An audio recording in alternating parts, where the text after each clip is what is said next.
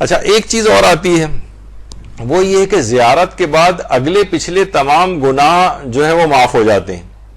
تو وہی والے افراد کے جن کو ہر وقت اب عام طور پہ واقعات کو جھٹلانے کا شوق ہوتا ہے، پھر فضائل کی باتوں کو جھٹلانے کا شوق ہوتا ہے، تو ان کو اس بات پہ بھی یعنی غور و فکر کیے بغیر کہ اس کے اندر کیا پہلو ہو سکتا ہے کہ مثلا اگر فلاں اگر زیارت کر لی جائے تو اس کے پچھلے گناہ بھی معاف ہو جاتے ہیں اور اگلے گناہ بھی معاف ہو جاتے ہیں. تقدم من ذنبہ وما تاخر، یعنی اگلے اور پچھلے سارے گناہ اس کے معاف ہو جاتے ہیں. وہ کہتے ہیں یہ کیسے ممکن ہے کہ اگلے گناہ بھی معاف ہو جائیں؟ تو اس کا مطلب ہے کھلی اجازت مل گئی ہے کہ آپ کو لائسنس مل گیا ہے کہ بس آپ زیارت کر لیں اور اگلے گناہ بھی آپ کے معاف ہو جائیں.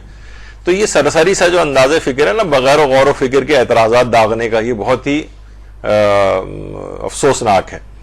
یعنی سمجھنا چاہیے. دیکھیے اب میں آپ کو بتاؤں، جیسے مثلا امام محمد تقی علیہ السلام فرماتے ہیں، اللہم صلی علی محمد و علی محمد،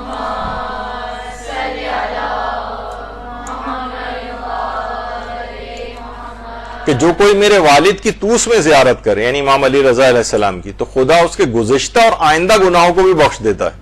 دیکھیے یہاں پر گزشتہ گناہوں کو بھی بخشنے کا ہے اور آئندہ گناہوں کو بھی بخشنے کا ذکر آیا ہے. اسی طریقے سے مثلا رسول اللہ نے فرمایا ہے صلی اللہ علیہ وآلہ وسلم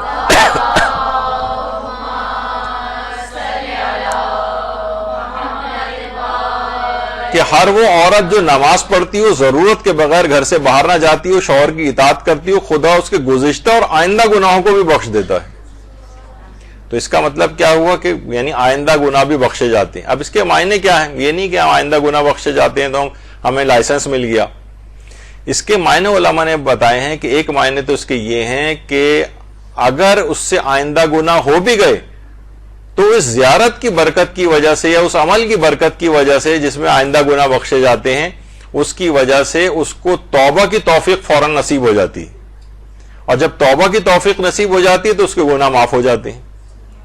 تو ایک اس کا معنی یہ نہیں کہ اس کو گناہ کرنے کی پرمیشن مل رہی، بلکہ اس کو جلد توبہ کی توفیق مل جاتی.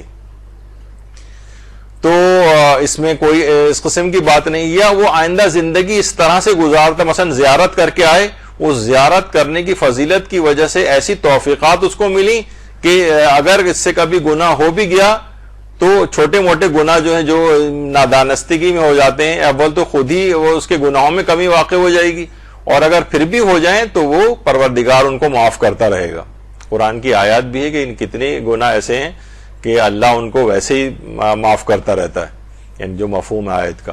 تو بہرحال کتنی چیزیں ایسی ہیں جو پروردگار ویسے ہی معاف کر رہا ہوتا ہے ہمارے. تو بہرحال اس کے اندر تقدم من ذنبہ وما تاخر، یعنی اگلے اور پچھلے سارے گناہ کا معاف ہونا یہ بالکل عین ممکن ہے. اگر ہو بھی جائے تو فوراً توبہ کی توفیق مل جاتی ہے اور گناہ معاف ہو جاتے ہیں.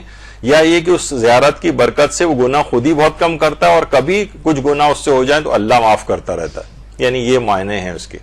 اسی طریقے سے مثلا یہ کہ اگر کوئی شخص کر لیتا ہے زیارت امام حسین کی یا امام علی رضا کی یا امیر المومنین کی یا جتنے بھی ائمہ ہیں ہمارے ان کی، تو اکثر روایات میں آپ کو ملتا ہے کہ جنت واجب ہو جاتی. اچھا خالی زیارت کے حوالے سے نہیں، بہت سارے اعمال کے لیے پوری ایک تفصیل ہے کہ جس میں جو ہے آ جاتا ہے کہ وجبت لہ الجنہ، یعنی اس کے لیے جنت واجب ہو جاتی.